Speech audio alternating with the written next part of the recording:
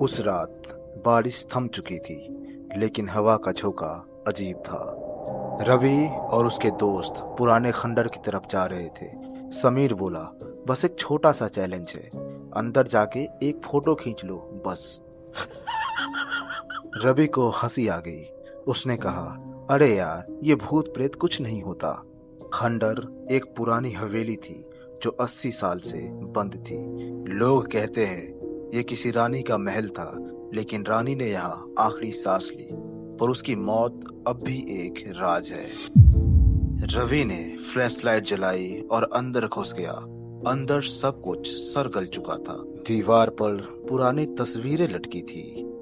एक तस्वीर में एक औरत थी, लाल साड़ी में। उसकी आंखों में नफरत थी, जैसे वो रवि को ही देख रही हो। रवि ने तस्वीर का फोटो लिया। तभी उसके कान में आवाज आई, रुक जाओ।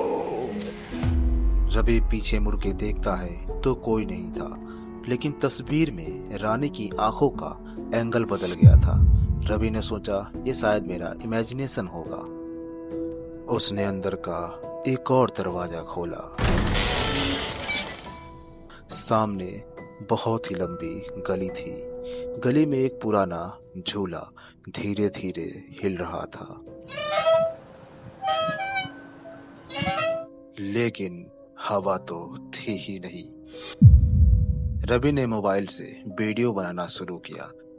जैसे ही वो कैमरा झूले के पास ले गया, उसके पीछे एक औरत खड़ी थी, लेकिन जैसे ही रवि ने पलट कर देखा, कोई नहीं था। उसे डर सा महसूस हुआ। वो लंबी लंबी सांसें लेने लगा। उसे सांस लेने में तकलीफ भी होने लगी। तभी एक आवाज आई, निकल जा यहाँ से। रवि भागकर दरवाजे तक पहुंचा, लेकिन दरवाजा बंद हो चुका था। उसने जोर से धक्का दिया, लेकिन दरवाजा नहीं खुला। पीछे का झूला जोर से टकरा। एक जोर का आवाज पूरी हवेली में गूंज गया। रवि का मोबाइल हाथ से गिर गया। स्क्रीन पर सिर्फ एक चेहरा था, रानी का। उसकी आंखों से खून बह रहा था। रवि चिल्लाया, कौन है तू? तो एक आवाज गूंजी, मैं हूं इस हवेली की रानी। तुमने मुझे परेशान किया, अब तुम यहाँ के हो। रवि भागकर एक और रास्ता ढूंढने लगा। एक पुरानी सीढ़ी नीचे की तरफ जा रही थी। वो उतर गया। अंधेरा गहरा था। नीचे एक कमरा था, बंद कमरा। कमरे के बीच एक कुर्सी थी।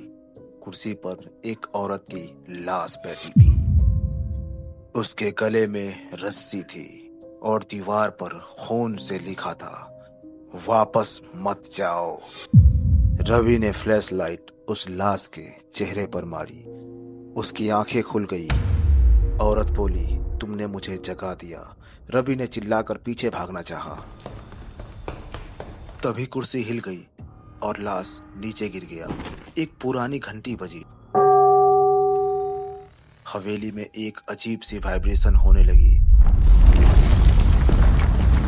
हर जगह दरवाजा बंद होने लगा।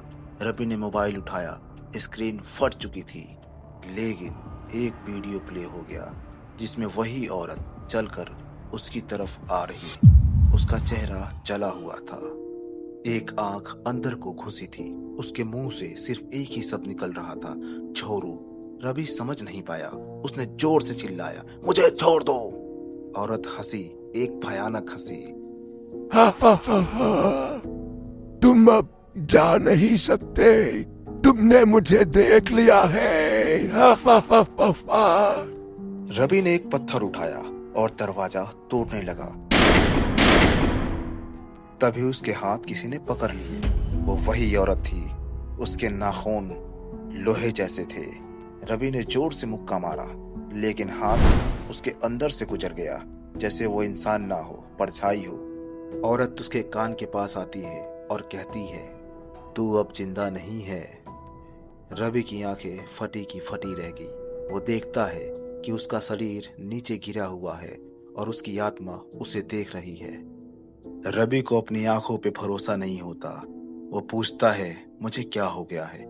रानी बोलती है, मैं हर 20 साल में एक नया मेहमान चाहती हूँ। अब तू मेरा पहरेदार है। उस पल रवि को हर चीज समझ आ गई। समीर ने उसे हवेली में इसीलिए भेजा था। पिछली दफा अंकित गया था, वो भी लापता हो गया। सब दोस्तों का एक खेल था, सैक्रिफाइस का, जिससे रानी की रूह संतुष्ट रहे। रवि चिल्लाया, मुझे धोखा दिया गया है, लेकिन कोई सुनने वाला नहीं था।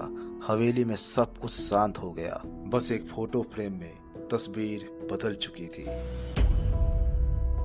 अब रानी के बगल में रवि खड़ा था। उसकी आंखें लाल थी और मुंह पर एक अजीब मुस्कान। बाहर समीर और उसके दोस्त ताली बजा रहे थे। एक और टास्क कंप्लीट।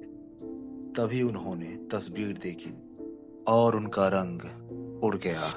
रवि उन्हें घूर रहा था तस्वीर में से। तस्वीर से एक खून की बूंद टपकी और आवाज आई, अगला कौन? हवेली कभी खाली नहीं रहती। ये कहानी आपको कैसी लगी? कमेंट करके जरूर बताना। और हाँ, ऐसी वीडियोस देखना चाहते हो तो आप मेरे चैनल को सब्सक्राइब कर लो, क्योंकि मैं ऐसी वीडियोस लाता रहता हूँ।